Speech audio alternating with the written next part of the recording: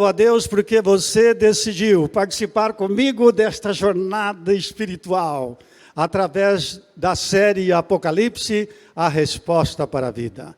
Tenho certeza que esta série vai mudar a sua vida para sempre. Muito obrigado, porque você decidiu estar aqui com a gente. E o tema de número 1, Apocalipse, um livro fechado ou aberto? O Apocalipse é um livro fechado que ninguém consegue entender, ou é um livro aberto, compreensível? Como é que começa o livro do Apocalipse? Vamos ver como começa o livro do Apocalipse. Revelação de Jesus Cristo, que Deus lhe deu para mostrar aos seus servos as coisas que em breve devem acontecer, e que ele, enviando por intermédio do seu anjo, notificou ao seu servo João. Preste atenção uma coisa. Como é que começa o Apocalipse? Revelação de Jesus Cristo. Isso já nega que o livro está fechado, incompreensível. Revelação de Jesus Cristo, do Filho de Deus, do nosso Salvador, aquele que morreu em nosso lugar, ressuscitou, foi para o céu, mas vai voltar para nos buscar. Através do Apocalipse, Deus revela para nós os seus planos. Os planos para uma vida feliz. Quais são os seus planos? Os seus planos estão em harmonia com os planos de Deus? Como que a mensagem do Apocalipse chegou até nós? Deus deu a revelação inicialmente para seu Filho Jesus Cristo, e Jesus Cristo envia a mensagem do Apocalipse a nós através de um anjo. Mas quem é este anjo? Sabemos que é o anjo Gabriel, aquele mesmo anjo que anunciou para João Batista o nascimento, para Zacarias, ou melhor, o nascimento de João Batista, o maior profeta que pisou na face da terra além de Jesus Cristo. É aquele mesmo anjo que anunciou para Maria o nascimento de Jesus Cristo. Aquele mesmo anjo que chegou ali no túmulo, retirou a pedra e diz: Jesus, ressurge, o teu pai te chama. É o principal anjo do céu. Ele só vem até a terra em ocasiões especiais. Agora, tente imaginar esse anjo descendo lá do céu numa velocidade incrível. Ele está vindo em direção ao planeta Terra, trazendo a mensagem do Apocalipse. E João recebe ordens para escrever e mostrar aos servos as coisas que em breve devem acontecer. João recebeu ordens de escrever as mensagens do Apocalipse. E que bom que ele escreveu, porque o livro está à nossa disposição hoje. Mas notem bem, as coisas que em breve devem acontecer. Vocês já estão pensando e raciocinando a respeito da importância e da urgência do estudo do Apocalipse? Eu convidei certo dia uma pessoa para vir assistir a minha série do Apocalipse, e ela respondeu: pastor, eu não vou, eu tenho medo do Apocalipse. Por que será que algumas pessoas têm medo de estudar o livro do Apocalipse? As pessoas devem ter medo por não estudar o livro do Apocalipse, porque estarão despreparadas para os acontecimentos futuros. Olhe bem uma coisa aqui, o que é que está acontecendo no mundo? Tudo isso está acontecendo no mundo: incêndios, enchentes, destruindo tudo que encontra pela frente, ciclones, 300 mil pessoas desabrigadas. É um sinal do fim de todas as coisas. Tem gente que acha que isso não significa nada, mas é um sinal de Deus de que a história do mundo está se acabando. São avisos de Deus para nós. Bom, vamos entender um pouquinho mais sobre o autor do livro do Apocalipse. As revelações do Apocalipse foram dadas ao discípulo que Jesus mais amava, João.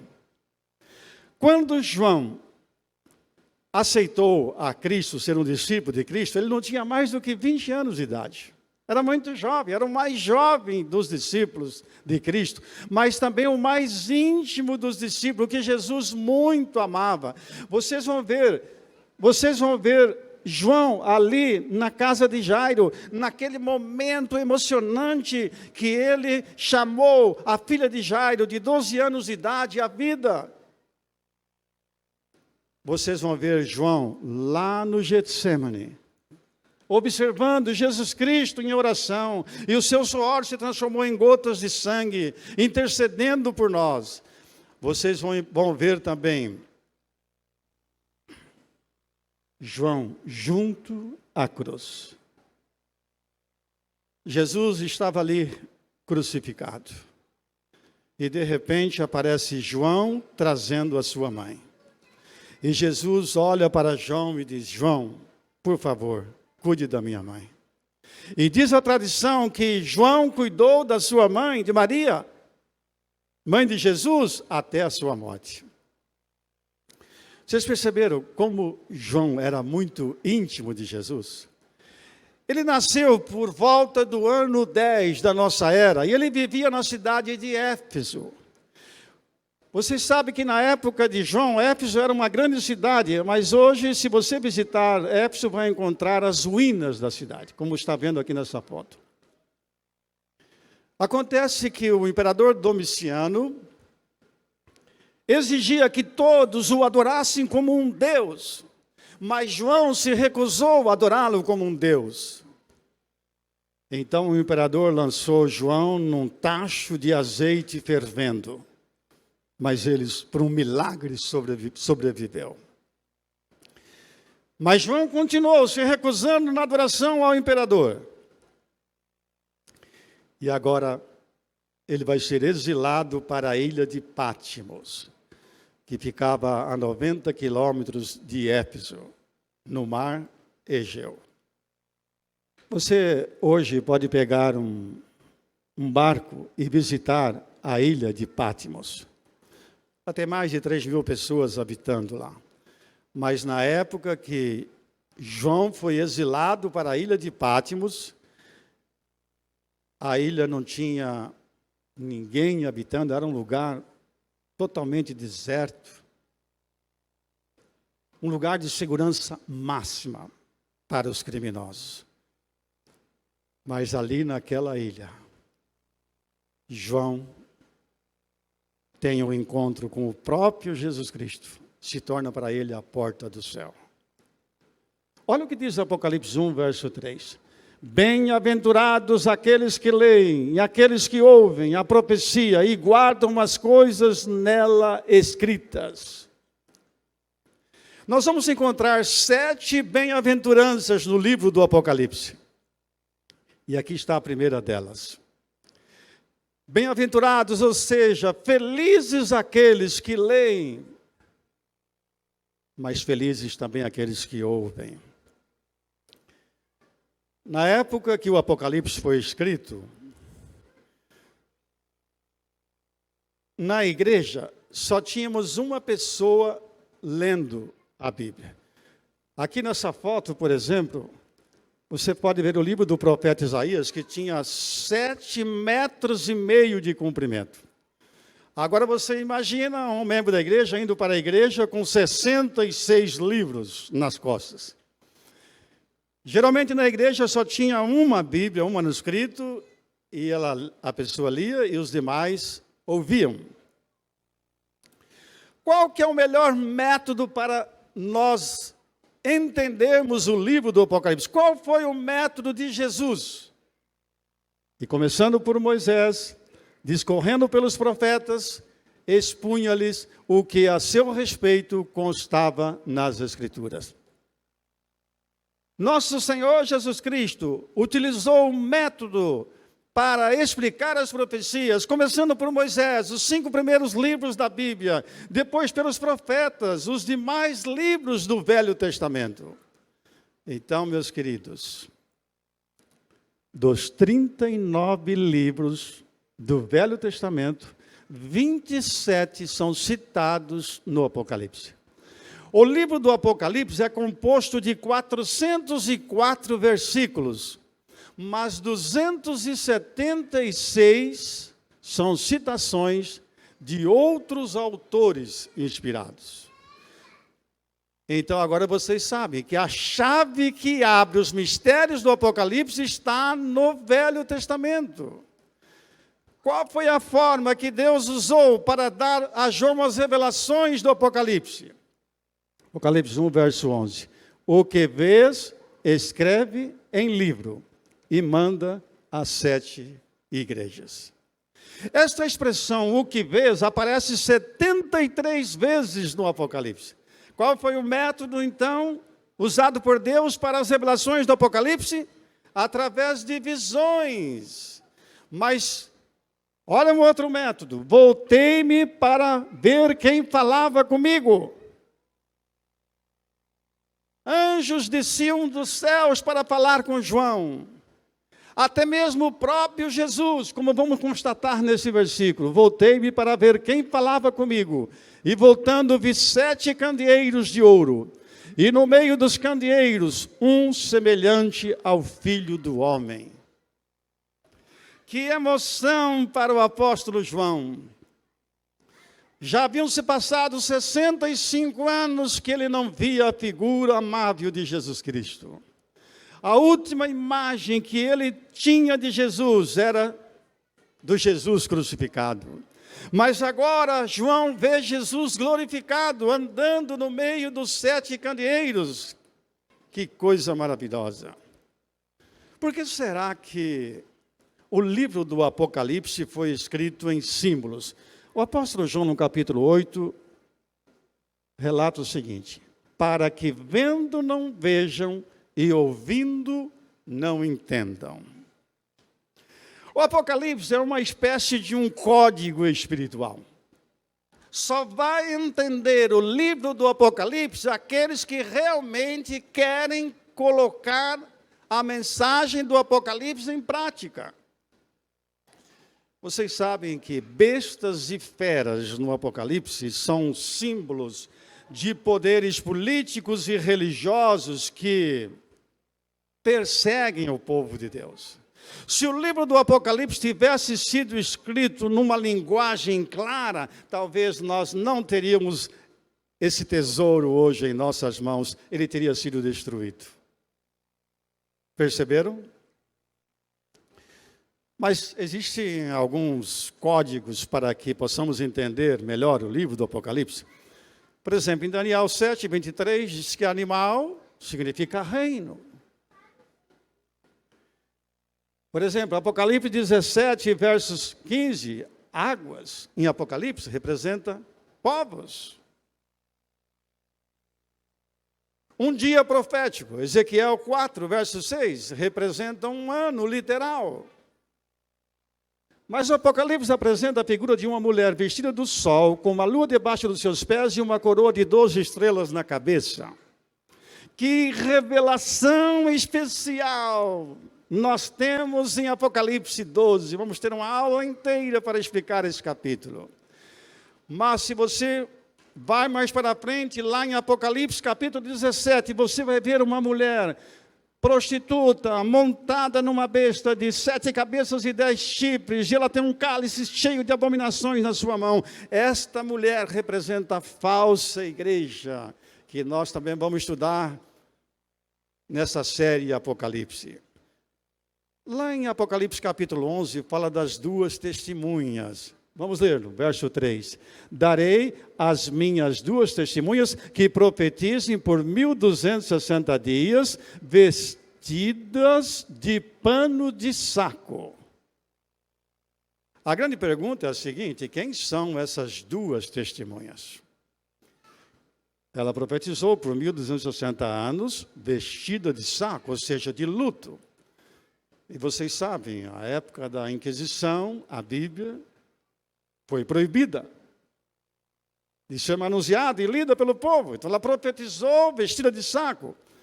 Então nós sabemos que essas duas testemunhas se referem ao Velho e ao Novo Testamento. Olha o que diz no verso 9. As nações contemplam o cadáver das duas testemunhas por 3 dias e meio. Espera aí, pastor, o senhor está querendo dizer que a Bíblia morreu? É isso mesmo. Meus queridos, a maioria dos intérpretes entendem que esses 3 dias e meio, em profecia são 3 anos e meio, refere-se ao tempo da Revolução Francesa, que durou de 26 de novembro de 1793 a 17 de junho de 1797, quando a França aboliu a religião. Teve um voto na Assembleia que as igrejas deveriam ser fechadas, as Bíblias deveriam ser queimadas. Deus não existe. E uma mulher pagã foi nomeada a deusa da razão e ser adorada no lugar do Criador. Foram os piores anos da França. Foi um desastre. E durou exatamente 3 anos e meio. Vocês sabem que nenhum outro livro na história é tão odiado e queimado como foi a Bíblia Sagrada. Mas é um livro que tem um poder extraordinário para mudar corações, para transformar vidas. Vocês vão ver no capítulo 11 de Apocalipse, o verso 1, que aquelas duas testemunhas, elas ressuscitam. Quando aconteceu isso? Logo após a Revolução Francesa, várias sociedades bíblicas foram instaladas e publicando Bíblias aos milhares. A Bíblia ressuscitou. Olha que coisa maravilhosa. Eu tenho uma pergunta muito importante para fazer agora. É a Bíblia um livro confiável? Leia comigo. Temos assim tanto mais confirmada a palavra profética, e fazeis bem em atendê-la, é como uma luz. A Bíblia é como uma luz que ilumina os nossos passos nesse mundo escuro pelo pecado. Ilumina os nossos passos na trajetória em direção ao céu. Temos assim tanto mais confirmada a palavra profética. Já está confirmado que a palavra profética não falha. Aqui, por exemplo, eu quero que vocês atentem para a profecia do profeta Ezequiel. Tiro era uma cidade muito famosa, um porto marítimo muito especial, mas o profeta Ezequiel fez uma profecia que a cidade seria destruída, nunca mais seria reconstruída, iria se tornar um lugar onde os pescadores enxugariam as redes. E se vocês forem lá hoje, vão ver exatamente essa cena. E as profecias a respeito de Jesus, mais de 60 profecias a respeito do nascimento e morte de Jesus, todas se cumpriram literalmente. Seu nome é Ciro.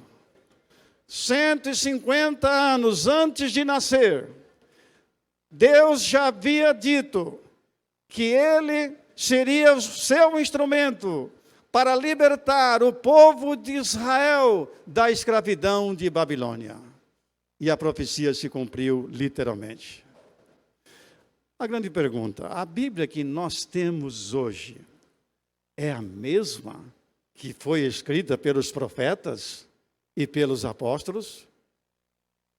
Eu quero levar vocês agora lá para a região do Mar Morto.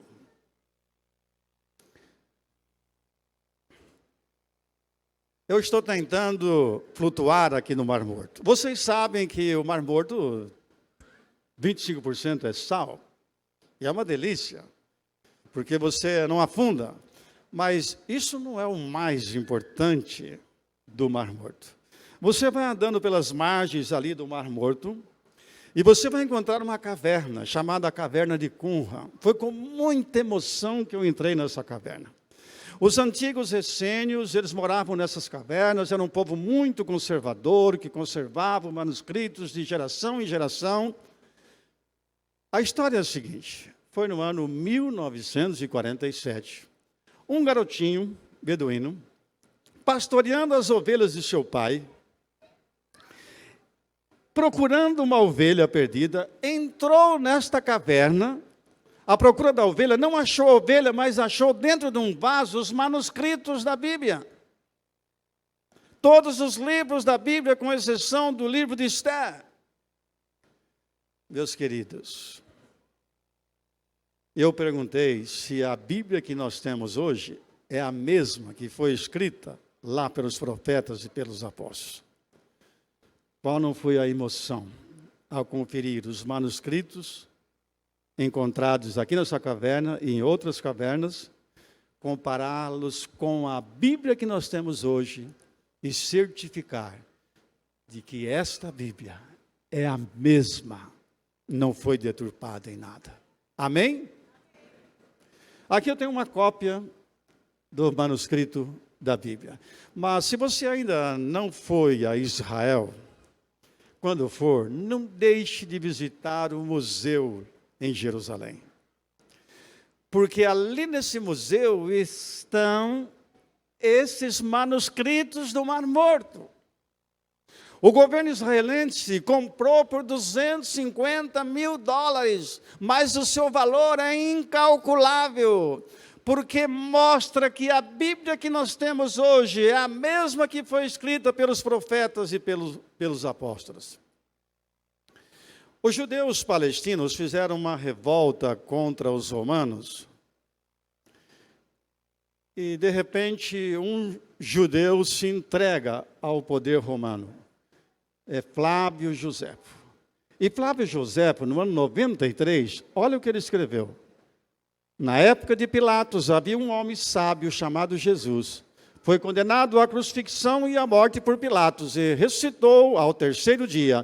Talvez fosse o Messias anunciado pelos profetas.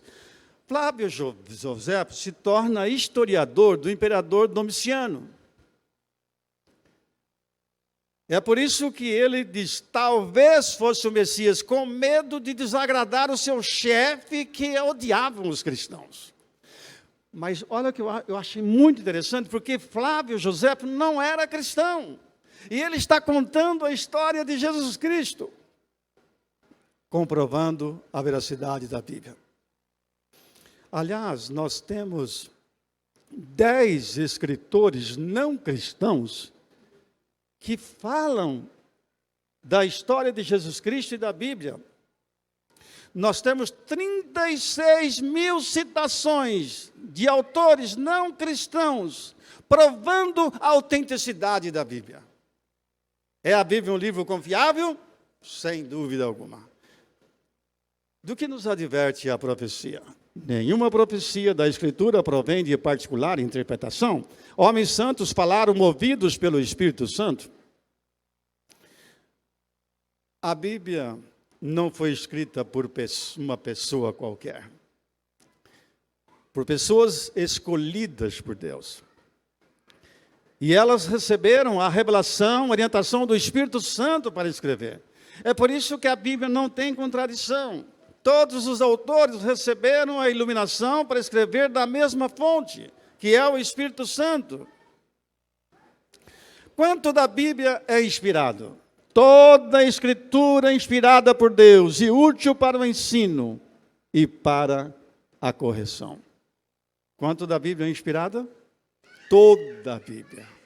Não apenas o Novo Testamento, mas também o Velho Testamento. Lá em São João 5,39, Jesus diz mais ou menos assim, você quer um dia ir para o céu? Examine as Escrituras e coloque em prática. O Novo Testamento só começou a ser escrito 30 anos depois. Então, a escritura que Jesus está fazendo menção aqui é exatamente o Velho Testamento.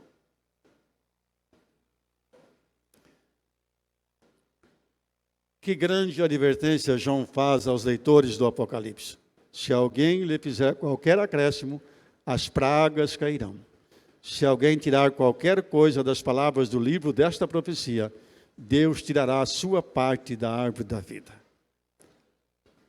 Essa mensagem profética é extremamente importante. Mas ela não pode ser alterada por nós humanos. Se nós tirarmos alguma coisa da mensagem profética, Deus vai tirar de nós o direito de participarmos da árvore da vida, ou seja, do céu. Vocês sabem que Adão e Eva, eles participaram do fruto da árvore da vida no tempo que ficaram ali no jardim do Éden. Infelizmente, eles pecaram e não puderam mais participar e começaram a morrer.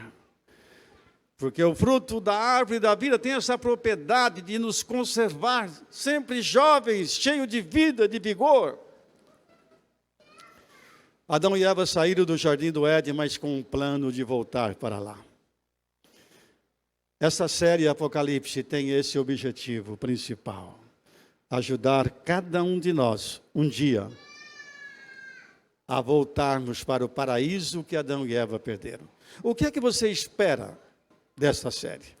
João ouviu a voz de Deus. Você também, sem dúvida alguma, vai ouvir a voz de Deus. Você vai compreender a história desde a cruz até o fim do conflito entre Cristo e Satanás. Através dessa série será revelado os ardis de Satanás, o quanto ele luta para nos tirar do céu, mas nós vamos aprender como podemos vencer este inimigo. Vocês vão ver o quanto Deus nos ama, o esforço que Deus está fazendo para nos levar para o céu. E Deus faz isso através da cruz de Jesus. O pecado causa um abismo entre nós e o céu. Mas através da cruz de Jesus Cristo, nós podemos ter acesso novamente ao céu. Temos muitas promessas lindas no Apocalipse, mas a que mais me impressiona está em Apocalipse 3, verso 10. Eu te guardarei na hora da provação que há de vir sobre o mundo. Talvez você esteja passando por duras provas na sua vida. E pode alimentar o pensamento de que Deus se esqueceu de você. Não. Ele tem essa promessa preciosa. Eu te guardarei na hora da provação. Eu não sei qual a provação que você está passando agora, mas você pode confiar nesta promessa. No ano 2019, tivemos um achado arqueológico fantástico. Foram encontrados pilares com nomes de pessoas. Naquele tempo que o Apocalipse foi escrito, quando uma pessoa ajudava a construir um templo, ela tinha direito de ter o seu nome lá na coluna do templo. Olha o que diz Apocalipse 3. Ao vencedor, faloei coluna no santuário de Deus. Gravarei também sobre ele o nome do meu Deus. Se você ajudar a construir o templo de Deus, o reino de Deus aqui neste mundo, você vai ter um lugar especial lá no céu. Eu estou trabalhando arduamente, porque eu quero ter o meu nome escrito lá no santuário de Deus. E você? Quero convidar a Mara e o Pedro para cantar uma música especial agora. Sabe, meus queridos, se nós abrirmos completamente o nosso coração para Jesus e deixar que Ele entre em nosso coração, vai acontecer algo extraordinário. Nós seremos as pessoas mais felizes deste mundo. nós vamos encontrar a paz que só Deus pode dar. Ouça essa música.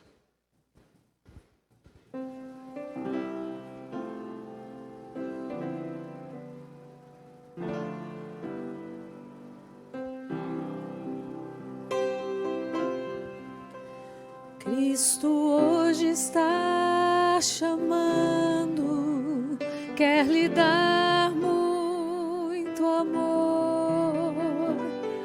Não deixe esta chance passar. Venha logo para Jesus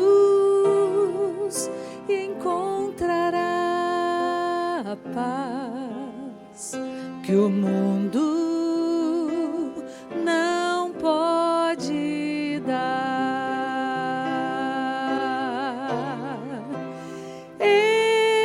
Esse é o momento de entregar seu coração a Cristo.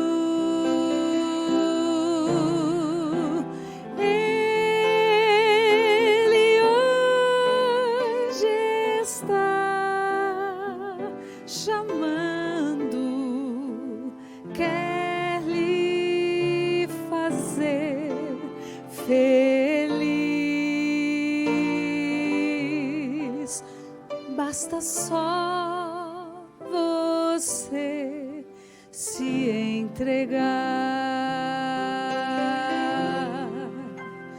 Se você procura alívio para o seu coração, em Cristo irá encontrar.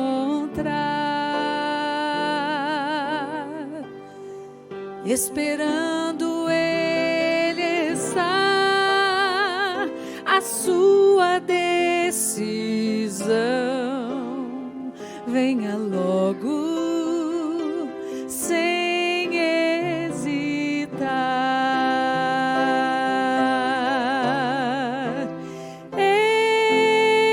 Esse é o momento de entregar seu coração a Cristo.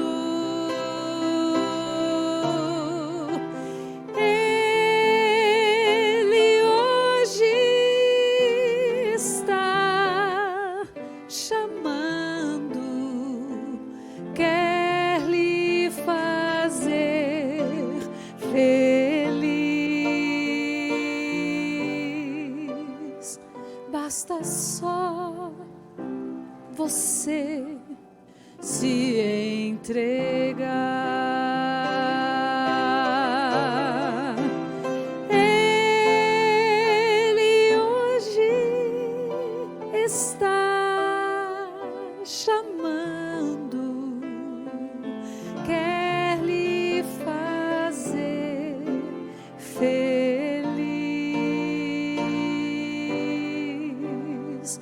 Basta só você se entregar.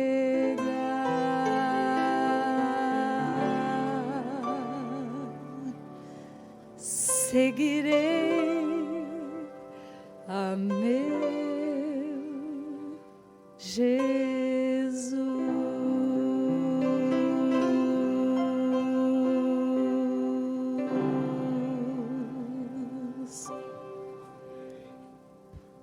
Amém. Muito obrigado, Mara e Pedro. O Apocalipse culmina com a volta gloriosa do Senhor Jesus Cristo a este mundo. Vocês não têm ideia da expectativa de Jesus em relação a você. Como Ele gostaria que você estivesse pronto naquele dia para ir com Ele para o céu. Queridos irmãos e amigos que estão me ouvindo aqui de uma forma presencial, você que está me ouvindo em casa, através da internet, eu quero fazer mais uma vez agora um apelo ao seu coração. Abra o seu coração para Jesus. Deixe que Ele entre na sua vida. Ele quer colocar a paz e a alegria que ninguém mais pode dar. Mas eu quero pedir uma coisa para vocês. Não deixe de assistir toda esta série do Apocalipse, a resposta para a vida. Deus tem surpresas, algo extraordinário para você. Quantos de vocês que estão aqui, quantos de vocês que estão em casa, gostaria de dizer: Senhor Jesus, pode contar comigo. Eu vou me esforçar para participar dessa série, porque eu quero um dia estar no céu. Feche os seus olhos, vamos orar. Obrigado, bom Deus. Esta primeira aula da série Apocalipse, nós podemos entender como o Senhor está preocupado na nossa salvação, enviando essas revelações tão preciosas do Apocalipse, que vão, sem dúvida alguma, contribuir muito no processo da nossa ida para o céu. Oh, Pai querido, ajuda-nos a estarmos aqui cada aula e assistirmos também em casa cada aula, de tal forma que o grande sonho de Deus para nós se torne uma realidade. Naquele dia, quando Jesus voltar, nós estarmos prontos e irmos com Ele para o céu. Enche o nosso coração dessa esperança. Em nome de Jesus. Amém. Próximo estudo. O Apocalipse revela o porquê do sofrimento. Conto com vocês.